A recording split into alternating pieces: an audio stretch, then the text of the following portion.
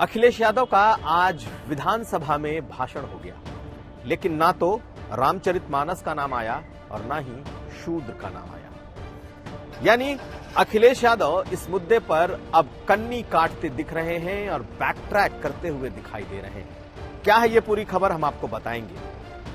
हम आपको इस बैक ट्रैक करने के पीछे की वजह भी समझाएंगे कि क्या शिवपाल यादव की सलाह, उनका जो राजनीतिक कौशल है वो काम आया है और क्या इसी वजह से समाजवादी पार्टी ने अपने कदम पीछे खींच लिए।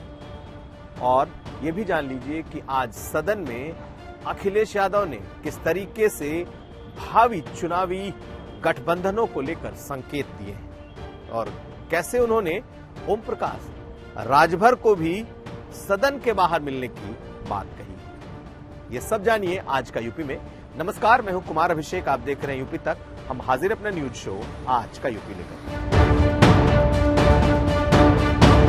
हम अपना कार्यक्रम शुरू करें उसके पहले आप इस अखिलेश यादव के पुराने वीडियो को देख लीजिए, जो उन्होंने मैनपुरी में कहा था कि कैसे वो सदन के भीतर मुख्यमंत्री योगी आदित्यनाथ को चुनौती देने जा रहे हैं, खासकर शूद्र के मसले पर और खासकर रामचरितमानस की उस चौपाई के मसले पर, जिसमें लिखा है ढोल गंवार शूद्र पशुनारी सकल ताड़ना के अधिकारी। आज उनका भाषण हो गया सदन में, लेकिन न तो शूद्र का नाम आया और न ही रामचरितमानस के किसी चौपाई के किसी अंश या शब्द का। तो पहले सुन लीजिए अखिलेश यादव ने कहा क्या था और आज सदन में उन्होंने इस बारे में कुछ कहा या नहीं। कि मुख्यमंत्री अगर योगी न होते, धार्मिक स्थान से वहां आए होते, तो शायद वो सवाल मैं न पूछता उनसे, लेकिन क्योंकि वो योगी भी हैं और धार्मिक स्थान से उठ करके सदन में आए हैं, वो बात मैं आपसे नहीं पूछूंगा। मैं ये कहूंगा कि वो चौपाई एक बार हमें पढ़ के सुना दो। क्या आप पढ़ के सुना सकते हो, मुझे बताओ। और फिर मैं मुख्यमंत्री जी से पूछने जा रहा हूं कि मैं शूद्र हूं कि नहीं हूं। तो अखिलेश यादव का घंटे भर से ज्यादा का भाषण विधानसभा में, बजट प्रस्ताव पर उन्होंने इस भाषण की शुरुआत की। सभी लोगों को उम्मीद थी कि बजट पर सरकार को घेरने के अलावा अखिलेश यादव एक बार उस बात को जरूर कहेंगे जिसका चैलेंज उन्होंने मैनपुरी में मुख्यमंत्री को किया था। उन्होंने कहा था कि मैं मुख्यमंत्री से पूछूंगा कि वो बताएं कि मैं शूद्र हूं या नहीं। साथ साथ उन चौपाइयों को भी दोहराने की जो उन्होंने बात कही थी, आज उस पर पूरी तरीके से खामोशी नहीं।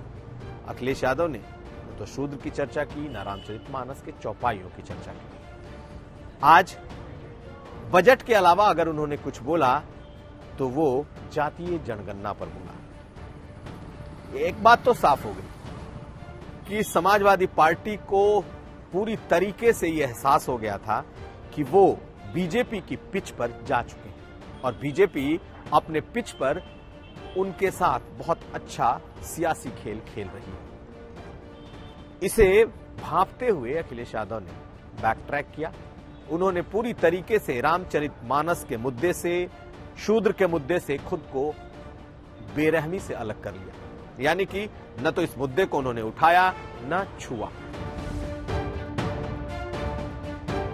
और इसकी भनक 2 दिन पहले मिल गई थी जब शिवपाल यादव ने ये बात एक प्रेस कॉन्फ्रेंस में कह दी कि स्वामी प्रसाद मौर्य को निर्देशित किया गया है कि वो इस मुद्दे पर नहीं बोलें क्योंकि ये बीजेपी की पिच है।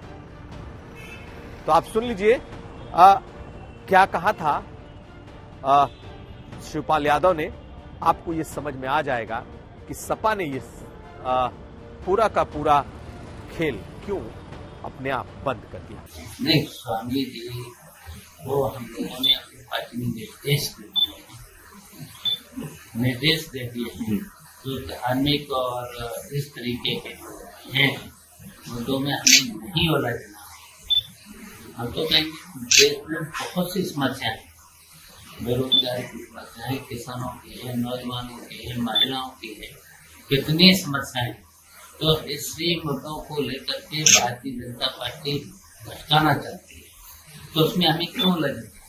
दरअसल माना यह जा रहा है कि शिवपाल यादव की राजनीतिक सलाह काम आई राजनीतिक गुरु की तरह उन्होंने अखिलेश यादव को इस पूरे मुद्दे को गोल कर जाने की सलाह दी। यही नहीं, शिवपाल यादव ने ही सलाह दी कि अब सख्त तरीके से स्वामी प्रसाद मौर्य से बात की जाए और उन्हें निर्देश दिया जाए कि इस मुद्दे पर अब वो एक शब्द नहीं बोले। और यही वजह है कि पिछले कुछ दिनों के ट्वीट्स अगर देखें तो स्वामी प्रसाद मौर्य ने रामचरितमानस या शूद्र का नाम नहीं लिया है, लेकिन जातीय जनगणना की बात अब वो करने लगे हैं। यानी कि अखिलेश यादव को इस क्राइसिस से निकालने में, या यूं कहें इस मुद्दे को छोड़ने में सबसे बड़ी भूमिका शिवपाल यादव की दिखाई दी है। और अब यह मुद्दा धीरे धीरे शांत होता दिखाई दे रहा है।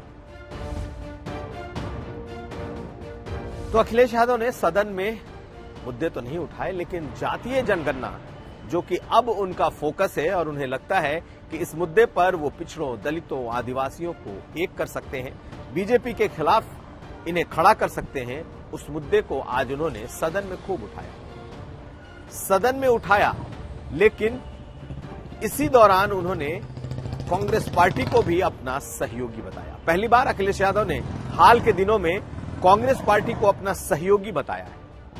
इसके मायने बड़े हैं और आने वाले समय में एक नई पॉलिटिक्स की ओर इशारा कर रहे हैं। तो पहले सुनिए कैसे जातीय जनगणना के मुद्दे को लेकर अखिलेश यादव ने कांग्रेस को अपना सहयोगी करार दिया है सदन के लिए।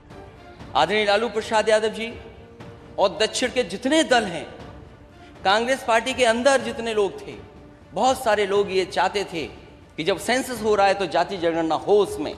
उसके लिए लोकसभा में कई बार धरने पर आवाज उठाई गई और उस समय कांग्रेस की लीडरशिप ने आश्वासन दिया था कि हम जातीय जनगणना कराएंगे।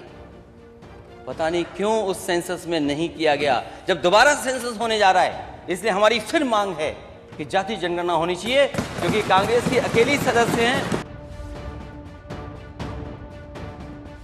तो सिर्फ कांग्रेस पार्टी ही नहीं, आज अखिलेश यादव और ओम प्रकाश राजभर के बीच भी सदन के भीतर इसी मुद्दे पर तीखी जो नोकझोंक देखने को मिली। हालांकि नोकझोंक में अखिलेश यादव ने उन्हें भी संभावित गठबंधन की ओर इशारा कर दिया। अखिलेश ने ओम प्रकाश राजभर से पूछ लिया कि क्या वो जातीय जनगणना के पक्ष में हैं। सुनिए किस तरीके का उनका ये संवाद रहा और आखिर में उन्होंने कहा बाहर आओ मिलते हैं। सुनिए ओम प्रकाश राजभर और अखिलेश के बीच की ये मीठी तीखी नोकझोंक जो सदन में हुई। किस पार्टी के नेता हैं आप? ना पार्टी का नाम तो पढ़ लूं मैं। आप जातीय जनगणना चाहते हैं कि नहीं चाहते हैं? नहीं, जातीय जनगणना चाहते हैं कि नहीं? हम जातिवाद जनगणना चाहते हैं, लेकिन आपने उधर से भगा दिया हमको अपने साथ से।